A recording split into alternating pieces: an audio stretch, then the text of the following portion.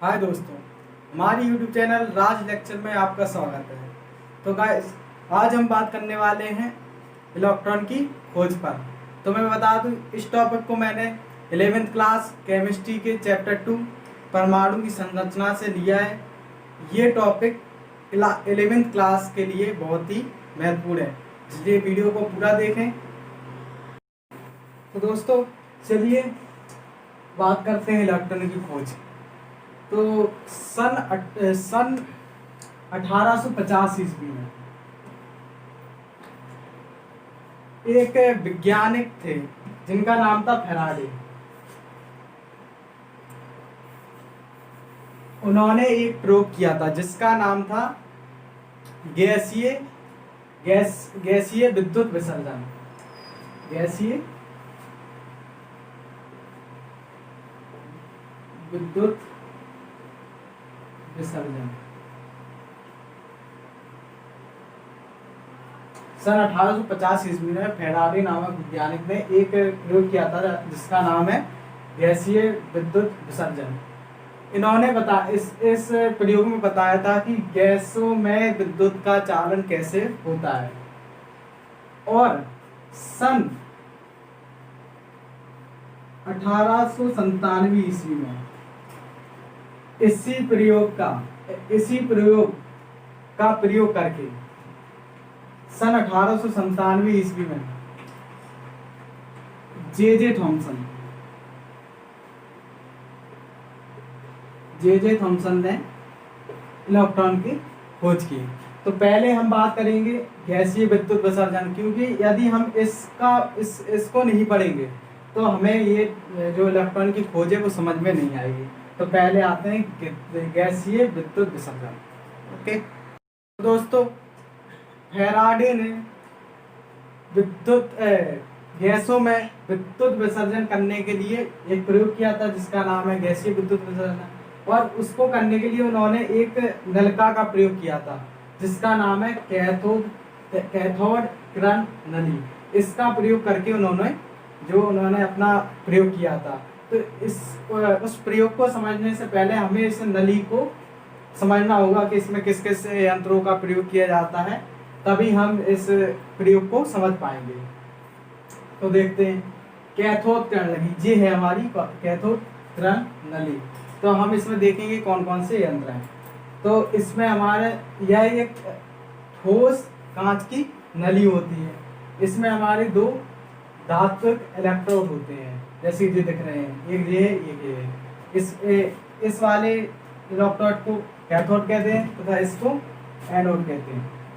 और जो हमारे इसमें है दो ट्यूब लगे होते हैं, एक ऊपर एक नीचे विपरीत दिशा में ट्यूब लगे होते हैं, जिसमें ऊपर वाले में जो दाब मापी, इसमें जो गैस भरी जाएगी इसका दाब मापने के लिए इस दाब मापी का प्रयोग किया जाता है इस वाले ट्यूब में। और जो नीचे वाला ट्यूब है उसमें हमारे निर्वात पंप, यानी इसमें ऐसा पंप लगाया जाता है जिससे इसमें वायु जाना पाए, दूसरी वायु जाना पाए।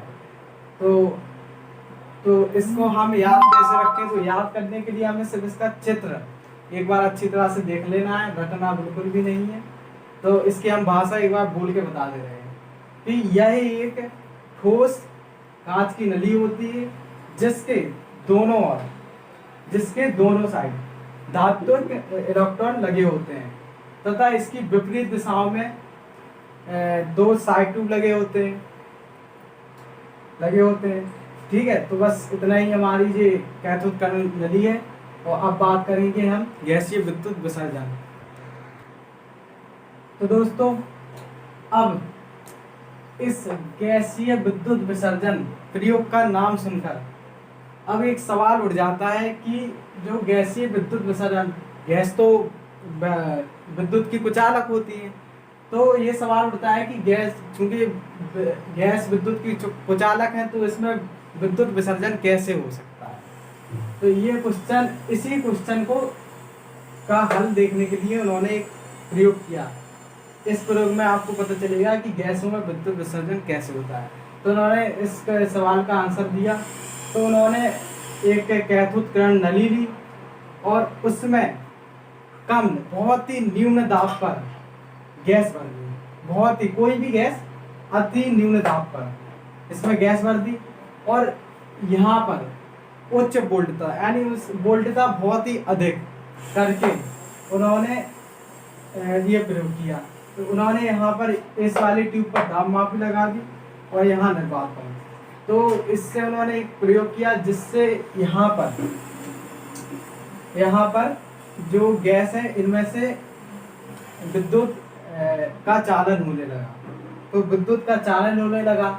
बस अब इन्होंने फैराडे जो वैज्ञानिक थे उन्होंने इस सिद्धांत को यही छोड़ दिया। अब हम बात करेंगे इलेक्ट्रॉन की खोज। तो इलेक्ट्रॉन की खोज तो हमारे जे थॉमसन ने की थी। तो जे थॉमसन ने इसी प्रयोग को आगे बढ़ाया। तो आगे अब देखेंगे क्या किया उन्होंने। अब जे थॉमसन ने सन 1897 ईस्वी में इसी प्रयोग को दोबारा किया। जैसा उन्होंने किया था वैसा ही उन्होंने फिर किया। उन्होंने वही कैथोड किरण नली ली, उसमें अति न्यून दाब पर गैस भर दी और उच्च वोल्टता करके इसका किया, तो उसमें गैसों का विद्युत विसर्जन हो गया। लेकिन उन्होंने इसमें एक बदलाव किया। उन्होंने इस साइड एक प्रतिदीप पदार्थ जिंक सल्फाइड इसमें ऐड कर दिया।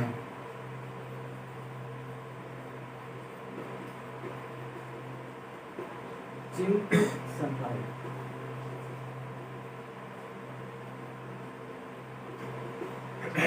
ठीक है। तो ये पदार्थ ऐसा पदार्थ होता है जिसमें यदि अदृश्य किरणें, जो किरणें दिखाई नहीं देती, इसमें उससे प्रदर्शित होने लगती है अदृश्य किरणें।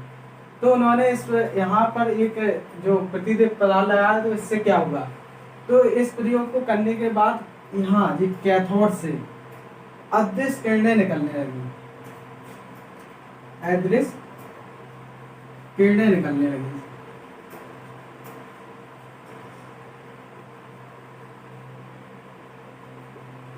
निकलती तो पहले भी थी, लेकिन क्या है कि फैराडे जी को उन्होंने देखा ही नहीं। लेकिन इन्होंने क्या किया, यहाँ पर प्रतिदीप पदार्थ लगा दिया जिससे ये किरणें दिखने लगी, दृश्य होने लगी।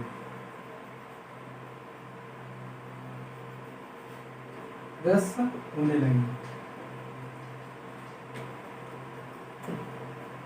अब इन्होंने क्या किया कि इन किरणों को इन्होंने नाम दिया जिसे हम कैथोड किरणें कहते हैं। इन किरणों को हम कैथोड किरणें कहते हैं, कैथोड किरणें। अब इन्होंने यही भी बताया कि ये किरणें है जी, किरणें जिन कणों से मिलकर बनी होती है, यानी इन किरणों में जो कण होते हैं वो हमारे इलेक्ट्रॉन होते हैं। उन्होंने बताया कि जो हमारे इन किरणों के जो कण होते हैं यही हमारे इलेक्ट्रॉन होते हैं। और इन्होंने फिर इनको सिद्ध कैसे किया, इन्होंने इसको सिद्ध कैथोड किरणों के गुणों से किया। गुणों का प्रयोग करके इनको इलेक्ट्रॉन है इसलिए इन्होंने सिद्ध किया, जो आपको अभी आगे बताया जाएगा। कैथोड किरणों का पहला गुण है कि कैथोड किरणें कैथोड से एनोड की ओर चलती हैं। तो इसमें हमें साफ दिख रहा है कि ये कैथोड है, ये एनोड है। देखो ये चल रही है कैथोड से एनोड की ओर। ये किरणें हमेशा कैथोड से एनोड की ओर चलती है।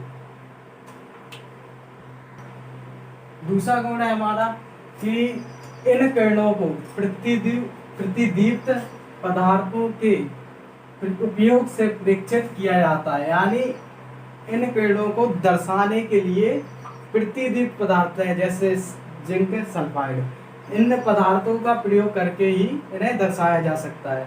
क्योंकि ये अदृश्य होती है, ये दिखाई नहीं देती, इसलिए इनको दर्शाने के लिए जिंक सल्फाइड जैसे प्रतिदीप्त पदार्थों का प्रयोग किया जाता है।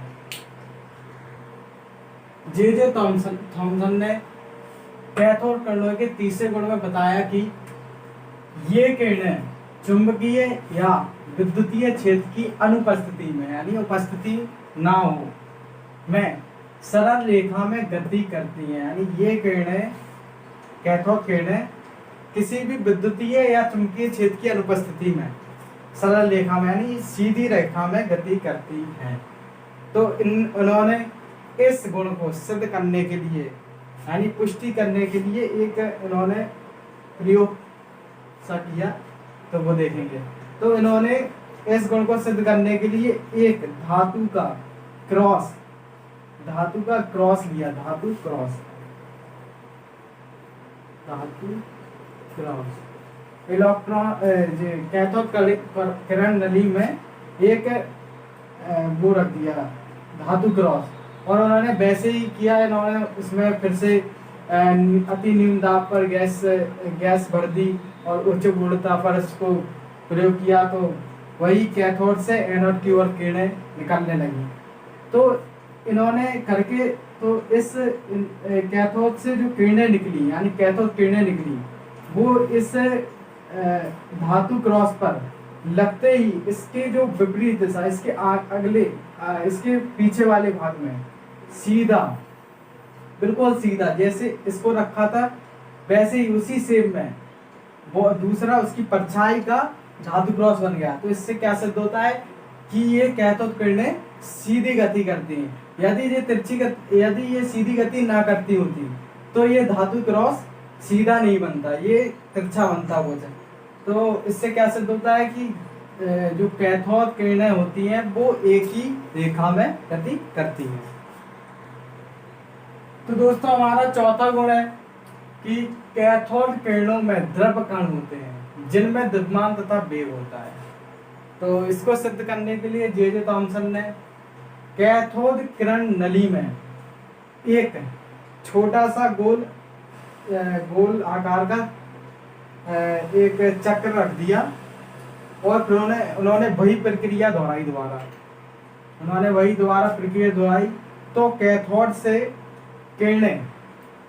से किरणें निकलने लगी।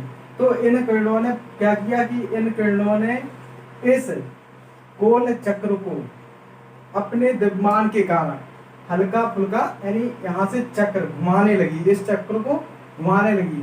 तो इससे सिद्ध होगा कि कैथोड किरणों में द्रव्य कण होते हैं यानी छोटे छोटे कण होते हैं और उनमें द्रव्यमान भी होता है और वेग भी होता है, जिस कारण से ये जो चक्र है उसके प्रेशर से ये घूमने लगा। तो इससे क्या सिद्ध होता है कि कैथोड किरणों में द्रव्य कण होते हैं जिनमें द्रव्यमान तथा वेग होता है। पांचवा गुण, कैथोड किरणें ऋणावेशित कणों से मिलकर बनी होती हैं। तो जे थॉमसन ने इस गुण को सिद्ध करने के लिए एक नियम का प्रयोग किया जिसको हमने हाई स्कूल में पढ़ा था कि समान आवेश एक दूसरे को प्रतिकर्षित करते हैं और जो विपरीत आवेश होते हैं वो एक दूसरे को आकर्षित करते हैं। तो उन्होंने इसी नियम का प्रयोग करके इस गुण को सिद्ध किया। तो उन्होंने क्या किया कि इन्होंने दो चुंबकीय क्षेत्र रख दिए, यहाँ प्लस यहाँ माइनस। तो उन्होंने वही प्रयोग दोहराया, पूरा किया, यहाँ से कैथोड किरणें निकली। तो इन्होंने और इसलिए तो ये किरणें प्लस ये किरणें प्लस यानी पॉजिटिव साइड विक्षेपित हो गई।